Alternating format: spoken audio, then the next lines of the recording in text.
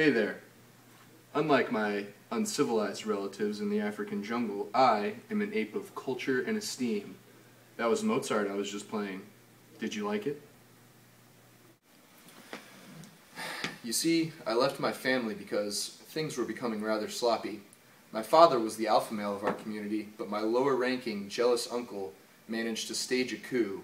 He rounded up several of his cronies and murdered my father and then seduced my mother. Man's not the only political animal. He tried to kill me too, but luckily I escaped to this wondrous utopia, free from violence and filled with hairless angels who would never harm me for fear of some large central government that I can't even see. I've spoken to a few of these hairless apes, and it seems they think that humans in the wild live in a state of peace and harmony. Well, that's just not the case. It's actually quite the opposite.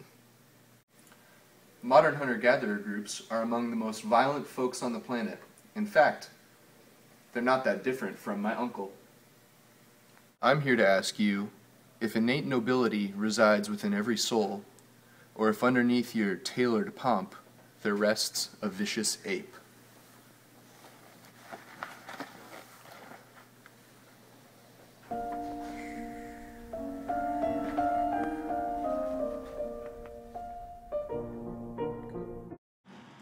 In the 18th century, European philosopher Jean-Jacques Rousseau wrote in his Discourse on the Origin of Inequality about man in his natural state.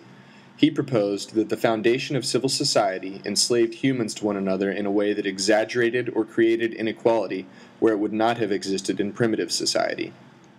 He said that civilized humans exercise their capacity for reason in a way that permits them to not act on feelings of compassion. Primitive humans, who have neither ability nor need for this drawn-out thought process, experience compassion as a reaction, and thus innately act nobly. This imagined utopia of the primitive human can also be seen in Rousseau's Reveries of the Solitary Walker, in which he details his blissful solitude that he finds in nature. It is clear in his Discourse on Inequality that this is the life he imagines all uncivilized humans live. This became the default notion of primitive humans, and the noble savage saturated the civilized conscience. In the 19th century, Charles Darwin introduced his concept of evolution by natural selection. While its intent was to demonstrate that species changed throughout time via the comparative reproductive success of individuals, many misinterpreted his theory as a scientific rationale for the domination of one race over another. However, Harvard scientists have used Darwinian evolution in an attempt to correct Rousseau's error. In his book Demonic Males, the primatologist Richard Wrangham discusses the origins of male violence by examining humans' closest evolutionary relative, the chimpanzee. Drawing on his own and Jane Goodall's research, Wrangham shows that male chimpanzees exhibit styles of warfare in the form of calculated group raids that are similar to what is seen in modern hunter-gatherer tribes. He also dispels the notion that we are more related to the peaceful hippie ape, the bonobo, and suggests that our last common ancestor with chimpanzees evolved this capacity for violent behavior. The psychologist Steven Pinker, in his book The Better Angels of Our Nature, uses a huge data set to demonstrate that primitive living tribes are much more violent than modern industrialized peoples. Together, he and Wrangham use scientific evidence to make a strong case against Rousseau's concept of the noble savage. As Pinker likes to say, perhaps Hobbes got it right when he claimed life in a primitive state was nasty, brutish, and short. The ethical implications for redefining our perception of the origins of humanity are many. First, how are we to think about war and peace? Primitive peoples war frequently and to much cost, yet, as in chimpanzees, it appears to be an adaptive, evolved behavior. Second, how should we think about primitive humans?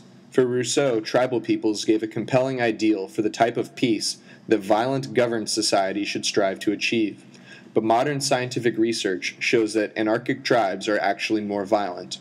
And if they represent the innate natural human way, how should we model or alter our societies? What are we to make of ideas like patriotism and nationalism, which promote cohesion and camaraderie in industrialized states, but seemingly promote violence in stateless humans and in our closest relative, the chimpanzee? And finally, how should we in the Western world think about our place among humanity and among nature in general? We live starkly different lives from our nature-dwelling comrades, but we are all humans. If violence is something that has been an adaptive solution to competition in our species for millions of years, what ethical criteria should we hold ourselves to? Should we hold anarchic peoples to the same criteria? And if not, why? Most Westerners would agree that we should not eradicate humans still living in a natural state. They tell us so much about ourselves, but also are humans in their own right, and as such, should be protected by the same natural law that we are. But if their way of life seems natural, how can we stop it from spreading through our society? Pinker seems to think we're moving in the right direction. He says that as technology and globalization continue to foster relationships and make the world a more personable, unified place to live, violence in modern industrialized society will continue to decrease as it has in the past decade, century, millennia, and millions of years. Yet Wrangham reminds us that we must constantly exercise our gift of wisdom to overcome any innate biological tendency towards violence. Because as he and Pinker have proved, one thing is certain. Contrary to what Rousseau thought, life in the Garden of Eden was most certainly nasty, brutish, and short, and in the appropriate circumstances it still might be. As director Stanley Kubrick said, "Man isn't a noble savage, he's an ignoble savage. Any attempt to create social institutions on a false view of the nature of man is probably doomed to failure." If we ascribe a false notion to our own origins, what does that say about what we think about ourselves now? It seems we're frightened to admit an innate violent nature, but as Wrangham points out, if we can use our wisdom to overcome it, we can indeed learn to treat one another with the utmost nobility. Thank you for joining me on our walk down the million-years-long memory lane. I hope you learned a thing or two about who you are, where you come from, and where you're going. But for now, I've got to get back to my own problems. I can't get this damn uncle of mine out of my head.